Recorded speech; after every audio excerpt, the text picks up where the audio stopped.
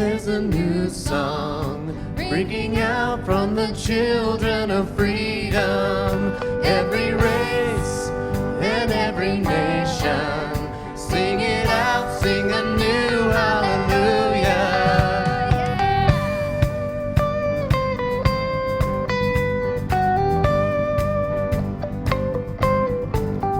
Let us sing love to the nations, bringing hope of the grace as its freedom. Make it known and make it famous. Sing it out, sing a new hallelujah.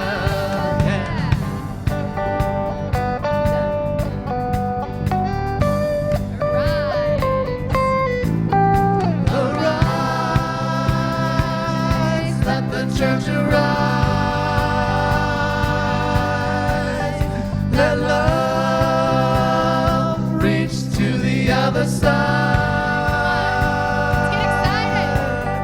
Arise, come arise. Let the song arise. You can dance a little too if you like. Unity Sings a new song, reaching out with a new hallelujah. Every son and every daughter, everyone sing a new hallelujah.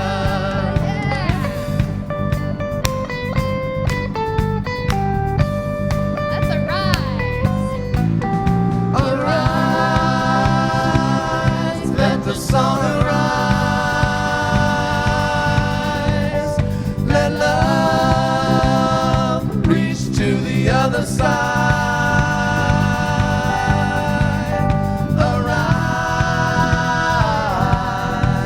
come alive. Let the song arise. Sing a new hallelujah. Whoa, whoa, whoa, yeah, yeah.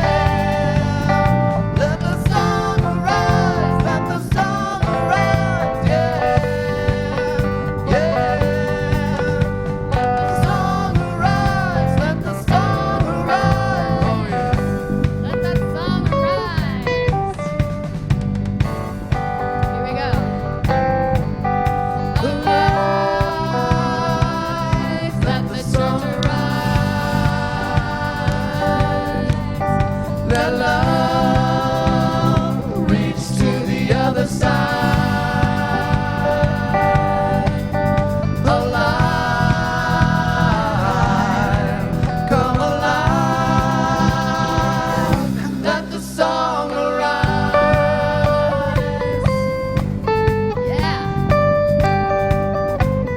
Here's the end. Everyone sing a new hallelujah. Everyone sing a new hallelujah. Yeah, you guys sound great this morning. Woo. Thank you for joining us. Yeah. Good morning, everyone. You can remain standing because you're going to say hello to your neighbor. And go out of your way to find someone else you haven't met before and say good morning, get their name.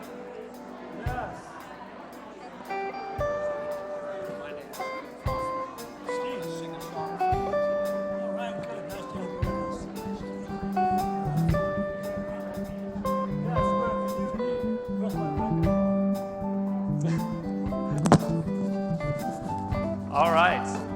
Well, we do like to remind you that part of getting the message out, the Unity message out, is not only doing it by word of mouth and talking to your friends and family members, but also doing it digitally.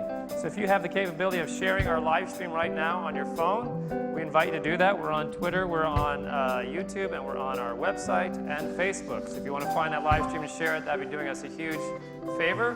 And we also invite you just to send a text to any random person on your phone and just tell them where you are and don't say anything else. Just say, I'm at Unity of Boulder and send, and it's fun to see what they reply. So that's a fun game you can play right now. We invite you to do that. Right. I want to say thank you to all of you for showing up, because you're showing up in inclement weather. It means you're devoted to getting something out of the service today. That's really incredible. So we're going to do a great service for you today. But also, did we ever thank our people that are on live stream for Not tuning yet. in? We have not done that. We appreciate you tuning in to our beautiful services here in Boulder, Colorado. And we like to say we welcome our Spanish-speaking friends sharing their energy with us. This is a community. Everyone's invited, everyone's included. We love and share with everyone. So this is the Unity community. But let me tell you something about today that you should know. Every time it snows, it costs us $300 to plow the parking lots. Okay, so we plowed them yesterday. And if we didn't, we were going to have to plow them again this morning, except there were already too many cars in the parking lot. So that's the way it works. It's very expensive. And one of the things you take with you, while Norma and I were driving down from the mountain on Canyon, that's the same road that goes up to the mountains. But it's the same road that goes to the gambling casinos. You know how many cars were coming up in the snow? There was 1,000 cars. We had to wait because the road is being fixed. There were 1,000 cars. I don't want to burst your bubble, but that's also the road to the ski resort. It is. Okay, hold it. No, but Insane. I said to Norma, count the cars that have the skis on top. There were 3 in 1,000. So don't be surprised if you see us with slot machines in the church. That's what we'll have to do. Or a ski hill out back, one or the other. We'll do both. Both are attracting people. We'll do both. All right. Do you have anything else to say? I might have to duck out of the service early because we're rushing off to the airport at noon. So if you see me leave the stage at any particular, you'll know that's the reason. I'm heading off with Erna to the Unity Annual Summit, which is their winter retreat that they do, where people get to meet the UWM board, which I'm on, and get to have a close-up discussion with them and find out what's happening in the movement. So I'll be there all week working on that, and come back hopefully with some inspiration ideas that we can put into practice. Very good. Love it. Do we need these microphones? Oh, which also means my Monday meditation tomorrow evening will be canceled. I will not be there, but the room will be open. If you still want to come and meditate with everyone else, that's also a good thing. All right. Do we need these? I think they're going to sing on it. All right. Who invited you? I vote for the ski hill out back. Good morning, everyone. We got a few quick announcements here to start things off here. We've got our choir season is starting February 20th. That's a Thursday, and it's going to run Thursday evenings through Easter. If you've ever wanted to join our choir, it's a great way to meet people here and find community here in Unity of Boulder. Everyone has a great time, and it's literally just a bunch of jokers hanging out that end up putting on an amazing show. So if you want to be a part of that, you don't have to sign up for anything. All you have to do is show up Thursday night, 6:30, February 20th. Everyone is invited. What? Oh, we changed. All right. This Thursday the 13th. You got to tell me these things. It is this Thursday, February 13th, that we're starting, 6:30 to 8:30. So come on out for that. Marianne Williamson is coming here February 21st. And we have officially here at Unity of Boulder sold out all our general admission tickets. There are still a few general admission tickets if you go to our website and get them online. But right now, all we can sell here at Unity of Boulder in the office is our VIP tickets, which we still have a few left of those. Those are $150, and you come early and you get to have a private meet and greet with Marianne at 6:15. So if you're looking to do that, make sure you do that soon. And if you want to get any general admission tickets, go home and get them immediately online. You get them right on our website. It's real easy to find and navigate. So that's coming up. And starting next week, Syntysche is going to start a 5-week talk series called Stormproof, which I'm sure everyone here who made it here today can relate with. And thank you for coming out in this weather today, by the way. And this will be about securing your spiritual foundation in a world of radical unknowingness. So that'll be the next 5 weeks at the 11 a.m. service with Syntysche. Thank you.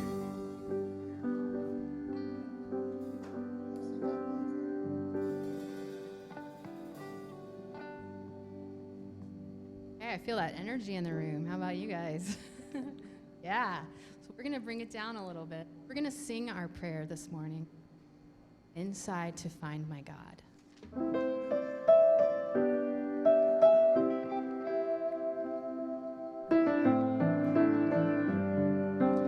I will leave this world as it is, go inside to find my God.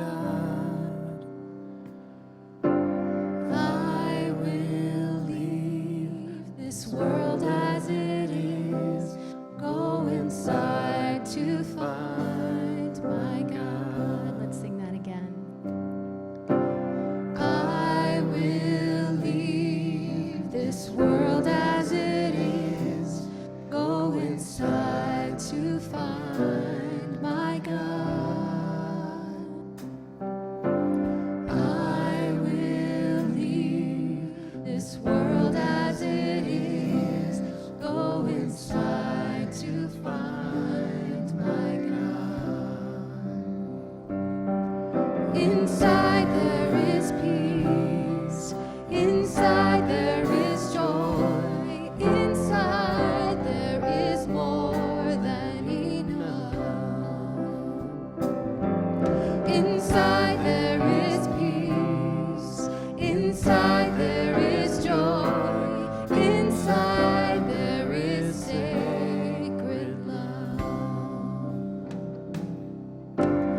I will leave this day as it is, go inside to find my God. I will leave this day as it is, go inside to find my God.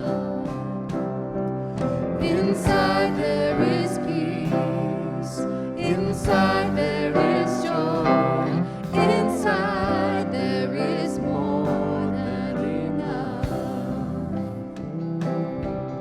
Inside there is peace, inside there is joy, inside there is sacred love.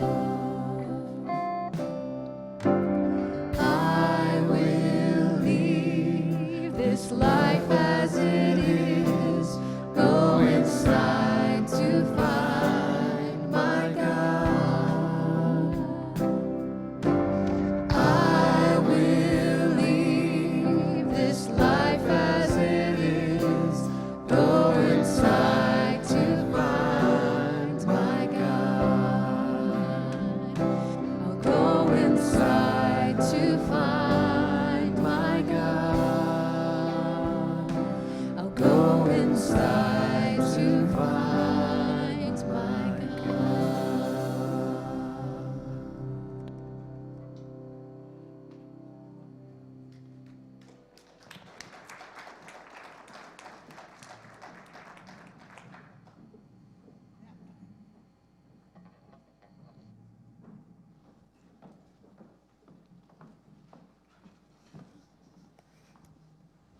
Good morning, everybody. Nice to see you all here. All right. We've got our ministers panel, and we've received some questions under the topic of spiritual powers.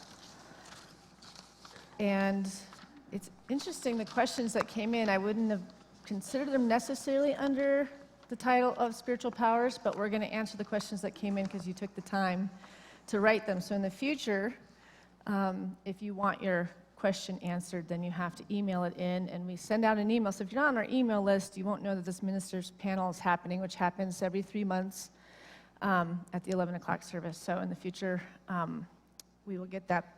But you are going to be starting, Shad. I'm Rev.Syntysche. This is Reverend Shad and Reverend Jack. Jack's actually starting. I have the first question. Oh, okay.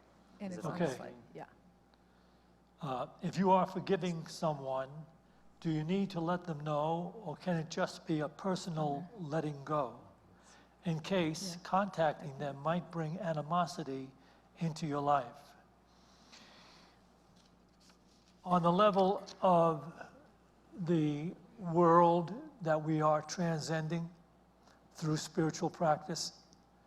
It appears to us that when we forgive someone honestly within, it's beneficial to us, but it may not necessarily have any effect whatsoever on the person being forgiven. With enough spiritual practice, you will discover that it does affect the person you're forgiving. So it's not necessary to contact someone and say, I've forgiven you, I think that everything should be okay between. That's not even necessary. The first step, forgiveness, honest forgiveness, will ultimately, in the end, prevail. You'll see from a different paradigm that all minds are in communication. You will discover that if you keep your spiritual practice. And also, if you're calling somebody that you're forgiving, those could be fighting words. If you call them, go, That's what he's worried I about. forgive you. You say it might know? create animosity. They might not really feel that, they might be waiting for, I'm sorry. They might be waiting for all sorts of different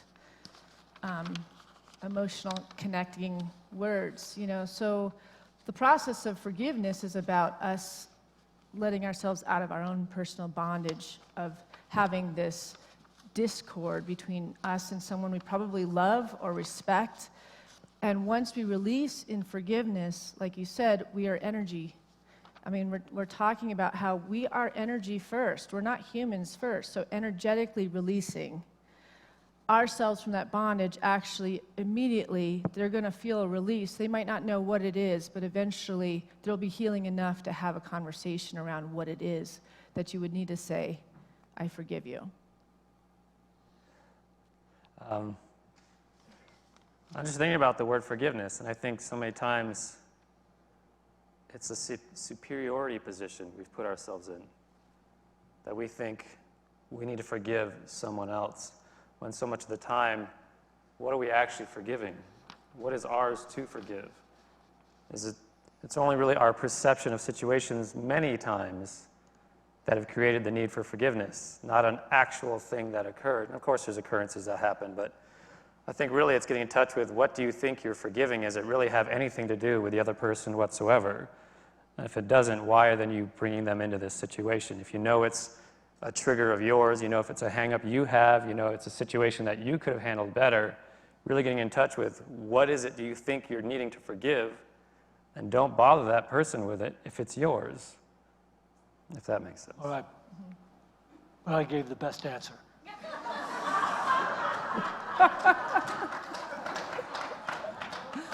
Actually, the best answer you gave, you didn't give, which is in your book, which says the only person ever to forgive is yourself. Don't quote me. Don't ever quote me. Charles Fillmore said the same thing. Quote him. Who's got the next question? Can we get the PowerPoints to work with our changer? Or just, Well, I need it to change because I'm using it for my questions. oh, There it okay. is. And here's mine. How do all these, this was a very long question, so I summarized it from Robert. How do all these factors affect the healing process? How well we take care of the body, our faith or willingness to be healed, unseen forces including karma, angels, ascended masters, astrology, put anything you want there, the ability of the healer, psychic, natural, or medical healer. So last night at our Saturday service, we talked about the body. And we talked about the fact that the body is simply a byproduct of the mind. The mind is creating this body. Your consciousness is creating this body.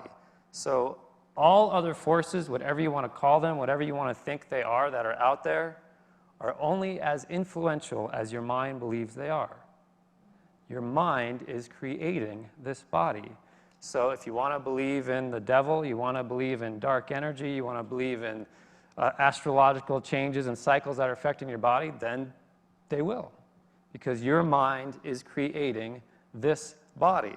So then you have to really ask yourself, what do you actually believe in? A lot of people say, oh, I believe in natural healing. I go in this natural healing direction. And then the first big ailment they get, they run to a medical doctor. You don't believe in natural healing then. Or it's vice versa. They believe in the medical doctors, something's not working, and they run to look for another solution. You really have to get in touch with what do I actually believe in, because that is what's creating the experience in my body. And if I don't know what that is, I better get in touch with that. Because until I know what that is, I'm sort of the victim of my own consciousness or my own unconsciousness. So all these things, I think, are almost somewhat irrelevant in the face of, unless you're so spiritually evolved that you can just peer into your past lives and go, oh, this is directly correlated to that. It's not really all that necessary. You need to get in touch with what you believe in and what is creating the experience of your body right now. I think I need to answer that too. When we talk about the mind is creating our body, you have to include the idea that what has, been labeled the unconscious or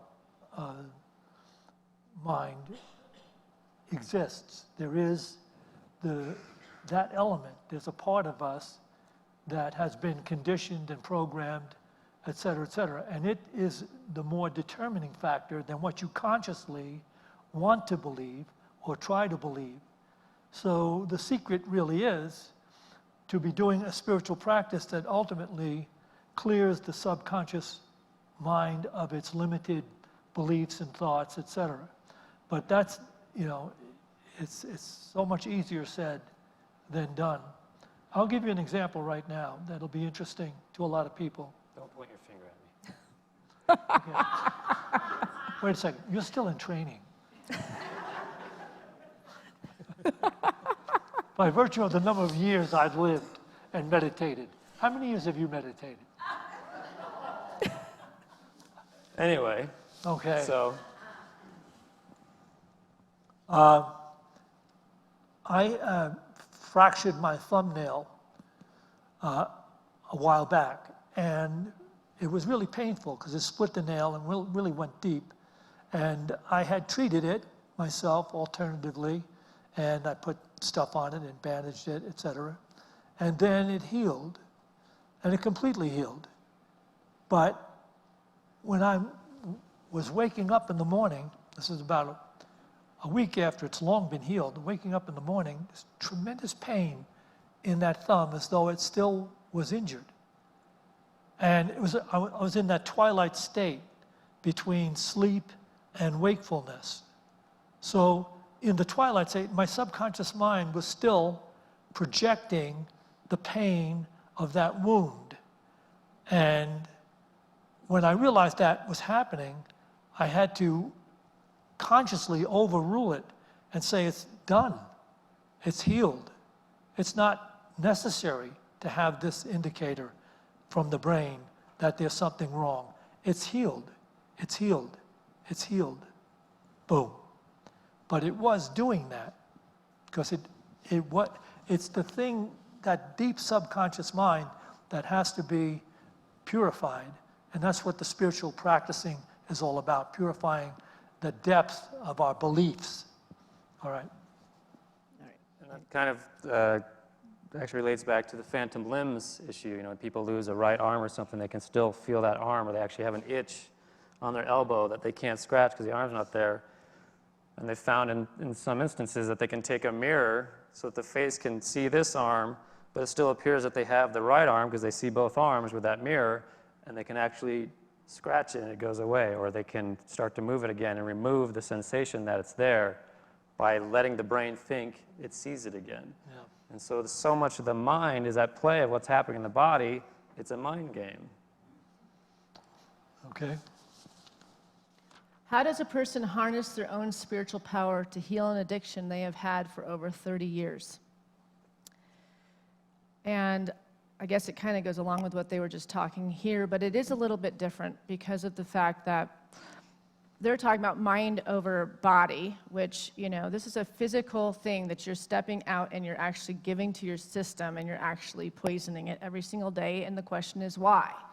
But there's something probably big in your subconscious mind of some kind that you do not want to feel. So you avoid, or your life is stressful, or your job is stressful, or your marriage is stressful. And so you have this place where silently nobody knows you're going to use a substance outside of yourself to fill a hole that will never be filled. And so that's where we have to look at the idea of sometimes we have to know that it's spirit first. Sometimes this human condition can be so overwhelming that we believe that we have to, in a human way, fix something like a substance abuse, a substance problem. And the truth is this question just being asked in the first place. Whoever's sitting here that asked this question, just by asking that question, has now stepped you into a different level of understanding, that you wrote that there's a spiritual power. You know that there's a spiritual power. What is that spiritual power that could help you overcome an addiction of 30 years? The 30 part is not important. The point is recognizing that you have a spiritual power, that you can overcome anything when you get out of the human experience, the human limited thinking that you're holding about whatever happened in your childhood, whatever's happening in your job, whatever's happening in whatever it is that's making you feel less than perfect or less than whole. And this superficial thing that gets you high to make you have a break from it is just temporary, because eventually it makes you feel lower. And then it makes you feel lower until eventually, like, how can I stop this track that I'm on? And that's where you have to claim that you're spiritual in nature first.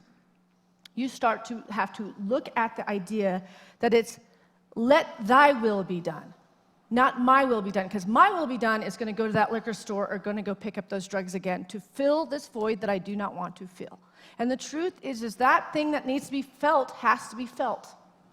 That has to be healed. That you can do in church. Church can help you with that. But when it really comes to spiritual counseling, we really don't really cover alcohol and drug abuse, because the truth is that's a bigger picture. That has been absolutely figured out as far as the 12-step program. AA, NA, Alcoholics Anonymous, Narcotics Anonymous are incredible groups where you're supported with other people that understand addiction. Other people, your family members, your friends that are trying to help you in this addiction can't understand unless they've had one. But when you're sitting with your brothers and sisters that have overcome it and can mirror to you the power of this, thy will be done, can stop you in your tracks of a pattern that you've done for 10 years, 20 years, 30 years. But there's another thing that you can do before you go to bed at night. We have guides. We have spiritual guides in our life. It's our grandparents that have passed before us. It's embodiments that haven't even lived on this earth plane, but you just call the Spirit and you say, please, God, help me wake up tomorrow without the urge to poison myself. Just that. Put me in the right place at the right time with the right people that will understand and help me get back to the truth that I am, which is perfect. Made in the image of God, a perfect child of God. I know that I can get there. I want to remember who I am. And watch how you wake up and start having the fortitude to make the phone call of where the meetings are. First of all, on Western Avenue in Boulder, there are so many groups that meet for AA that you can find one every single hour. You could literally leave here today and start this process. But there's also another way that I've been seeing on Facebook, and it's called 1 Year No Beer. And that way it's really anonymous. You're not dealing with people in your town. You're committing to 30 days, then to 60 to 90, and you're dealing with the group. We are better together than we are isolated, because usually our drug and alcohol addictions are an isolated process. We've eventually isolated ourselves from other people. To be totally honest and authentic about needing help and asking for help is an incredibly powerful thing to do.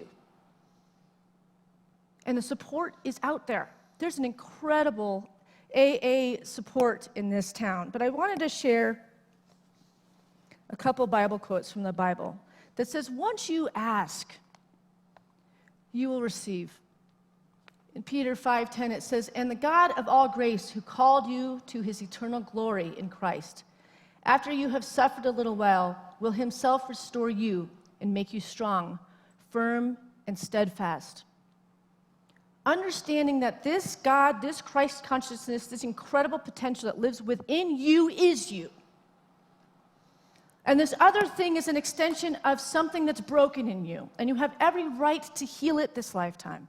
Edgar Cayce says we're here to either grow this lifetime or we'll go backwards this lifetime. Many of us are doing one or the other, but you've had many, many lifetimes, and you have lifetimes that you can tap into once you get strong enough to recognize the power that lives within you, which is your spiritual soul. I'm not talking about the human you, the spiritual soul that has incredible knowledge, has connection to the Akashic records, to everything that you've ever been through. You can tap into that, and that will guide and direct you. In silence, you will be given dreams, you will be given whispers, you will be shown how to climb out of this hole of isolation and watch the power be born in your life. Psalms 50:15, it says, "And call on me in the day of trouble. I will deliver you, and you will honor me." And we honor God by connecting with the highest wisdom that's within us by meditating every day, saying, "Please, God, help me."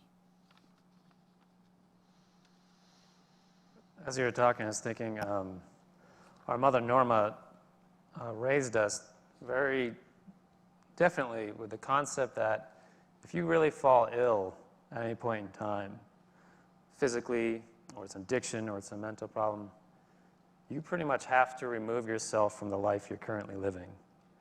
Because those people see you as broken. If they love you, whatever it is, she would say, go rent a cabin up in the woods, get away. You have to start reprogramming your consciousness, and you can't be around the people that see you as broken. Even if they love you so much, they see you as broken, and that broken consciousness is feeding into the problem you're having.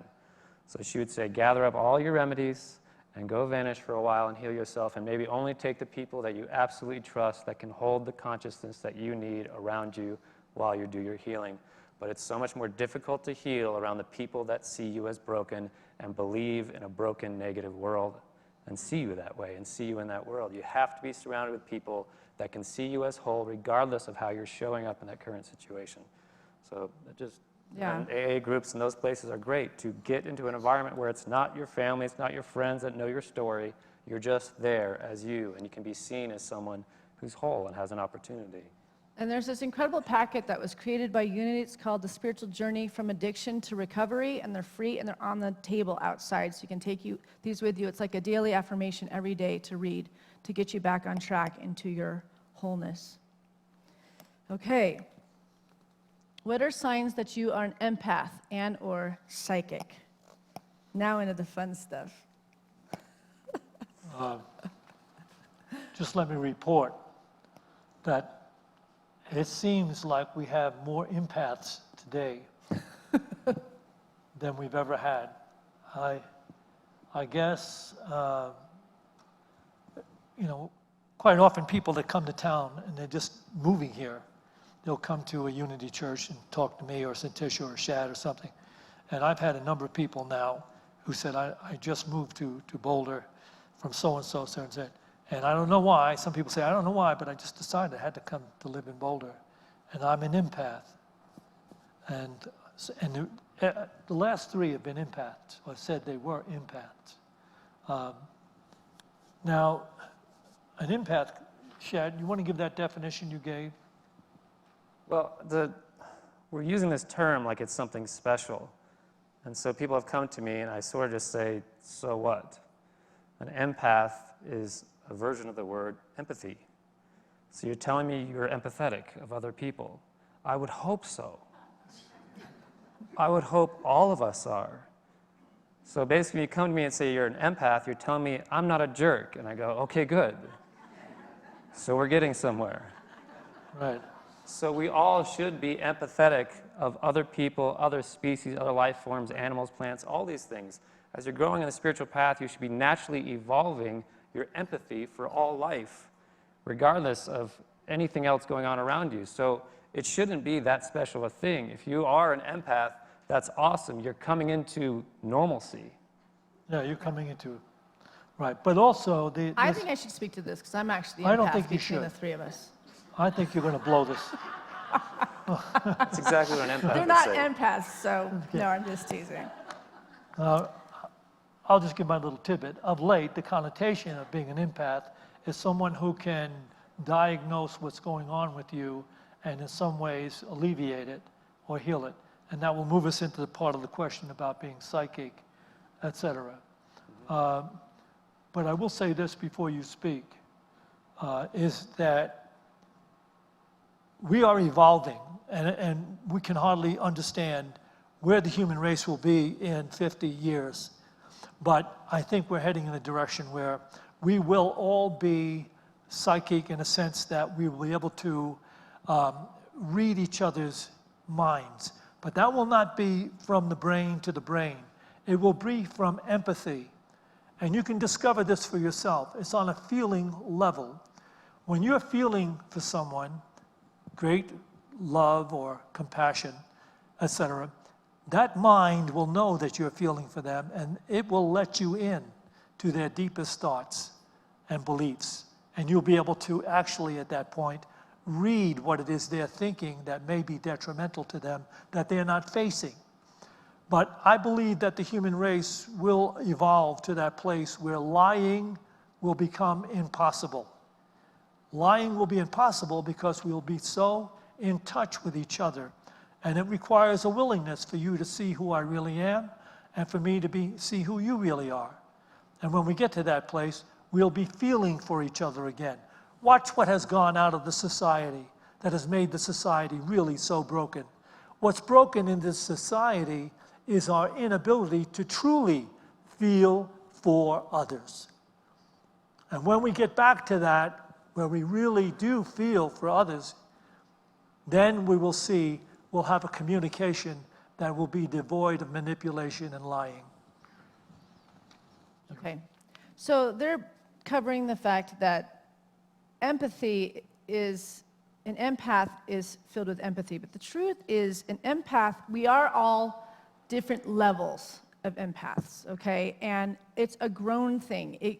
Some people just have it, and they're just very, very affected. They're sensitive to other people's energy. So an empath is a person that walks in the room and they can feel the energy of all the people of the room, and usually a collective energy, because usually the people that are in different groups, there's a cosmic energy to like every class I teach or a group that I'm holding. There's a certain energy that's happening with that particular group. Each week it's different because it's different people that come in, and I can feel the tone of what is going on vibrationally as the group. And for a very sensitive empath, you're affected by their emotions when you're in the beginning stages of it, where you don't know how to block yourself from those energies. So you might almost feel like you're a little bit crazy because you're not sure what is your feelings versus the feelings of the room. That's the beginner empath. That's when you know something's up, but I can't quite discern what my feelings are versus theirs, but all of a sudden you walk in the room and you feel like crying, or you feel enraged, or you just feel emotions. You're like, you don't know, you can't really point out what it is that's happening in your own personal life that would make you feel that way.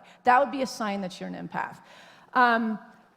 When I first was doing ministry, years and years ago, I said to my dad one day after a Sunday, and I said to him, do you leave the church and go home and pass out for 4 hours, like every Sunday? And he said, are you doing that? And I said, I am. And he goes, oh my gosh, that's really dangerous, actually, because what I was doing was I was absorbing all the people's energy. I didn't have my being blocked by giving so much to people. I was just giving myself away, and that can be extremely dangerous. You could end up with illnesses because you're giving energy you do not have to give away to other people. But the thing is you're so in it in that beginning phase of recognizing that you're an empath, and if you're asking the question, you probably are, and everybody is, there's just different levels. This is the very sensitive levels of it.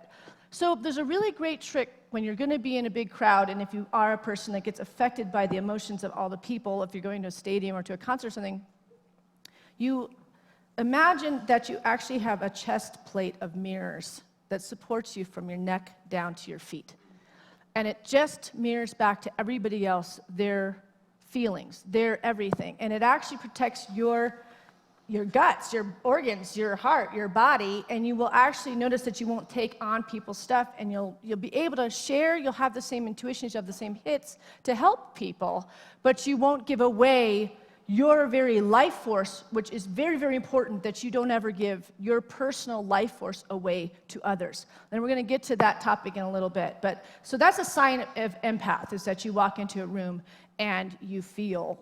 And that's a really good, beautiful quality to have, but you need to start to train yourself in that it is a gift, and it's something to do more research in so that you can be helpful to others, because you also probably get hits of things that could help them when they're sharing their stuff, even though you're taking on, because you can feel what they're going through. You can give them advice because you almost kind of get a minute in their bodies, and you understand what people are feeling. I'm just gonna jump in there.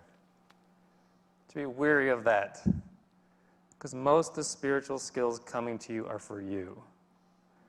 People are so quick to want to start helping others and pointing out their problems and their issues and saying, you need this and you need that. And we talked about this ahead of time, is why I'm jumping in, because I know you agree with that. Yeah. There is a level at which you will become able to help people with their issues, but primarily... If you're a coach or something, I'm saying if you're already a trained person that's Right. in this work, that's really what I mean. Obviously, you have to do training to learn how to follow that instinct and that intuition. But I just wanted to make sure that we are recognizing that's how you know that you're an empath. And also, empaths also slide into psychic. That's just the feeling body of psychic. And then some people see pictures in their mind. They are given dreams about things that are going to happen the next day. It comes in all different levels, but some people have signs or earrings when they need to be stopped to think about what the conversation is. You have guides always communicating with you. You're all psychic. We all are. And I personally don't think we need to go to psychics to get information. We all have that direct connection to the all-knowing. And it comes from our meditations. It comes from running in nature. It comes through looking through the signs and the symbols of children talking to you, through the animals that are passed by. Look at your animal totems. Look at the different things. Your whole life is being divinely guided, and it's being shown to you all the time. And you can even get wisdom for your friends and family eventually, the more you hone this ability within yourself. There's nobody outside of you that's going to tell you about your future more than you are going to tell yourself about today and tomorrow. Okay, Goes back to belief. but not just belief, but let me say, the most documented and successful psychic that we're aware of is Edgar Cayce. And he was able to give readings for people who were not even in the same state or country. He could read what was going on in their bodies and give cures for what it is they went through. And he's given 16,000 readings. And why was Edgar Cayce capable of doing that? Here we go. I need to lay this on all you people because you're living in Boulder, where being psychic is some kind of woo-woo thing that almost everybody is into. But Edgar Cayce was capable of doing what he did because he was humble. He was among the most humble human beings that ever walked on this planet. He could let himself go. He could surrender himself so totally that the divine God of life would work and speak through him. And now, if you think that you're psychic and you're going around in that awareness, thinking you're psychic, I want to share with you this little film clip. And because you won't need to tell everybody you're psychic when you can do this. Can we have this film clip, please? He then took our newspaper outside and showed...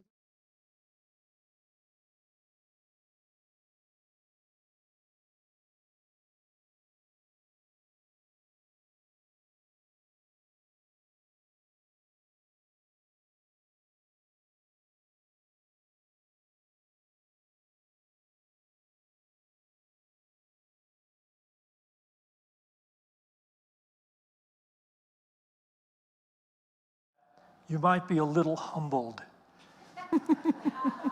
when you're parading yourself. Who else can do that in this congregation? Come Just on. stand up. Who can do it? Oh, we got one. All right. No, come on up. But if he's you can do humble it. about it. Come on up. I've had a person come up to me a long time ago. Some people come up to me and tell me, oh, I'm going to this teacher or this guru or this spiritual person. And he actually heals just the way the things you talk about, he actually does. Heals everybody. I said, okay, bring him. What? Bring him. On Sunday, I have a couple of people that have MS. They're sitting in wheelchairs. I need him to come here. If he heals one of them, he's got the pulpit from then on. Never had a taker. Never had a taker. And let me share this with you about this particular gentleman right here. When they filmed that and showed it, he stopped. He would not see them anymore. He would not go to them. This is a man that has studied meditation to a place where if he wants to, he heals people by virtue of the energy that comes through him. And when he's doing this, if you touch him, you get an electric shock. And he's not unauthentic. He went into the wilderness because they were filming this. He didn't want this. He went into the wilderness because when he was demonstrating his abilities, somebody got a piece of wood that flew off a chopstick that he pushed through a Formica table. And when he did that, a piece of the wood hit one of the interviewers, one of the scientists. And because it hurt her, they fixed it right. It wasn't a big deal. That was it. He left, went into the woods in Borneo for 2 years to surrender to the masters of life that he did. This is an authentic guy that can actually light paper on fire. But it comes because he is so totally humble before the creator of life. When I was ministering in Las Vegas, a woman came to me like we have all the time. She said, I feel like I'm having these psychic abilities coming about. I'm having these visions. I'm having all this stuff happening. I want to know how I can start helping people with these abilities. How I can, can you help me understand how I can maybe start a business or do something to use these abilities? And I said, how's your personal life? And she just started bawling. I said, you're going to use this energy on other people and you haven't shored up your house first? I said, you might want to use these abilities to start working on yourself. And when you feel like you're at 100%, then think about, can I share these with other people? This conversation here should really go on. I think it would be very helpful because I'm getting insights from it. I'm also getting hits about Edgar Cayce when he wrote the book Venture Inward. And he was talking about different people that were getting hypnotized by certain people and things like that. But he cautions so powerfully, you have to be careful with hypnosis because the person doing the hypnotizing, quite often they're not spiritually healed themselves. And so what's in their mind, their subconscious mind, when they're bringing suggestions into yours, can also transfer some of the stuff that they haven't dealt with yet. And so he gave examples of that happening in people's lives. It's, on the spiritual path, you have to be awake and wary. It's not just all fun and games. You have to be alive to what's going on, and you have to check in with yourself. Is this right for me? Is this good? Is this person trustworthy? Stuff like that. Well, we think about when we go to see a doctor or we go see a practitioner, we want to know what degrees they've had, what school they went to. But in the last 2 years, I thought, I'm going to ask them what their spiritual practice is. I want to know where your consciousness is. If you're going to work on my body, I want to know where your head is at. Do you have a daily meditation practice? Do you pray? What's your faith? What's your religion? What are you doing? If you're just showing up and thinking you have the ability to dump something on me because you read some books, that doesn't fly with me anymore. I need to know you're working on your higher consciousness before you touch this temple.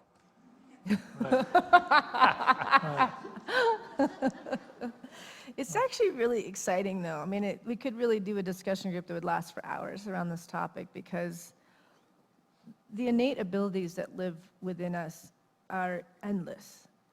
And I think that what we're all doing collectively up here is to just share, to build your spiritual discernment, what feels right to you. We listen to other people way too easily when ultimately the answers are always inside us. And the more and more we seek the heaven in the midst of who we truly are, the more our life awakens, and the things that we're worried about right now, they fade away and they disappear because they're just symptoms of the unhealed aspects of ourselves. So it's really about venturing inward. You know, that title you were saying of Healing Cayce is the spiritual journey. And within that is you are an empath, you are a psychic, but it's for you. It's for your own awakening. All the answers are right here. You were talking about the future of humanity in 50 years. I think one of the biggest issues we're having right now in humanity is authenticity. Churches are struggling because people are craving authenticity. They want to go and see an authentic spiritual teacher giving an authentic spiritual message and living that message. And they want to see the people showing up also wrapping themselves in the authenticity. So they talk about the millennial generation and younger are just not showing up for faith-based traditions anymore because they were built on the idea that they want something real. They're not going to buy into the show. They want authenticity. And so trying to get them back into the fold of community at the same time, they only want authentic community. They don't want people showing up and talking about how special they are and how powerful they are and all these things. They want real people talking about real things and really spiritually evolving together and not just talking about spiritual evolution and practice, but those that are actually doing the practice. And so getting to this humanity in 50 years, it is going to be an authentic practice that gets us there. And that's why I think a lot of people are drawn to unity in the authenticity that it offers, and in Buddhism and in a lot of other faiths that are offering true authenticity. When you see one minister that's funneling money into his private accounts, or one Sikh or anyone in leadership, it just crumbles the authenticity of spirituality and takes so much time to build it back up, and it's so sad to see because we so crave something real right now. All right. I think we'll take an offering for you. You're going to take an offering already? Look what time it is. Okay, wait a second before you do that. God.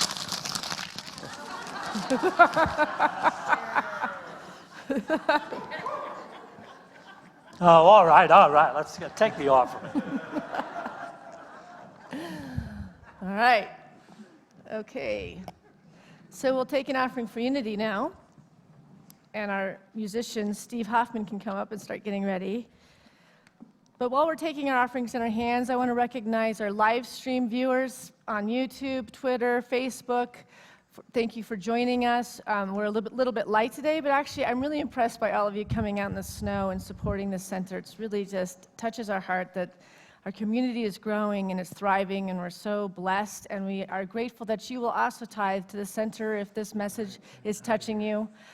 So let's take our offerings in our hands. Also, there's many ways to tithe. We have text to tithe. We have easy tithe. You can also do recurring donations, which there's a sign-up sheet outside.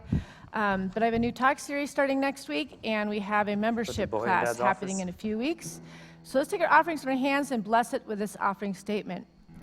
Divine love with me, through me, blesses and multiplies all that I have, all that I give, and all that I receive, because I give. And today, our special music is being shared by Steve Hoffman, who's been in the air for quite a while. He's a singer-songwriter, and I met him a few weeks ago at the Stone Cup in Lions, and I loved his music, and I said, would you come play at Unity? And he said, I'll email you. But you did. Thank you, Reverend. I'm grateful to be here, and I'll play an original song for you. As soon as we get the sound up.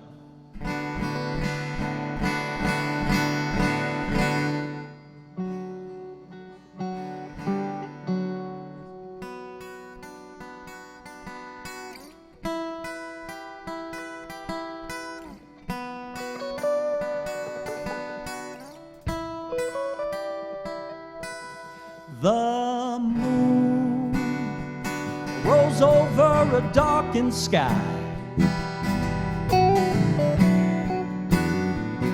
Jupiter came on high. Our constellations lit the night.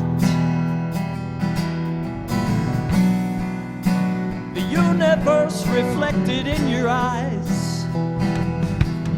Let 'em shine. Yeah, let 'em shine from the inside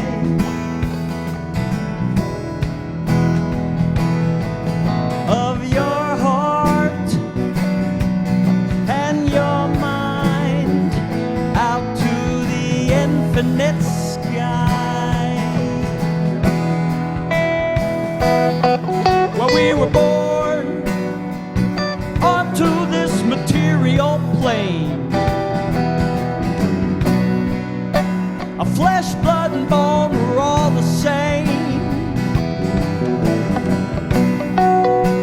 We're here for love, that's the name of the game. So light your fire and lift your flame. Oh, let it shine. Let it shine from the inside of your heart and your mind out to the infinite sky.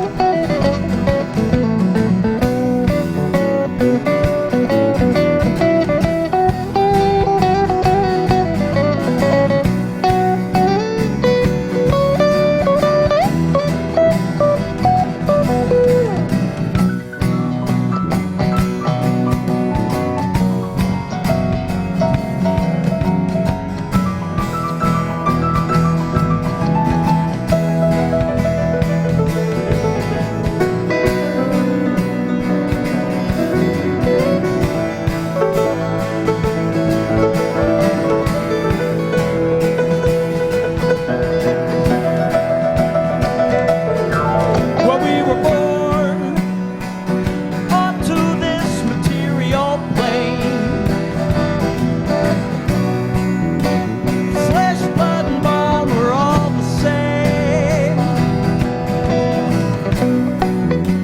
We're here for love, that's the name of the game. So light your fire and lift your flame. Let it shine. Let it shine from the inside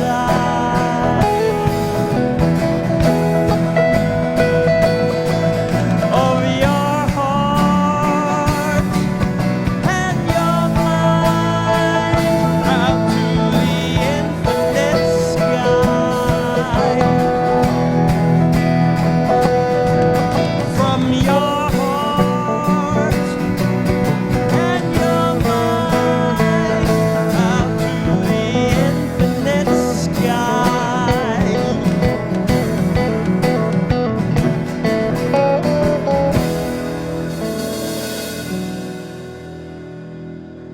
Thank you very much. That's my offering to you.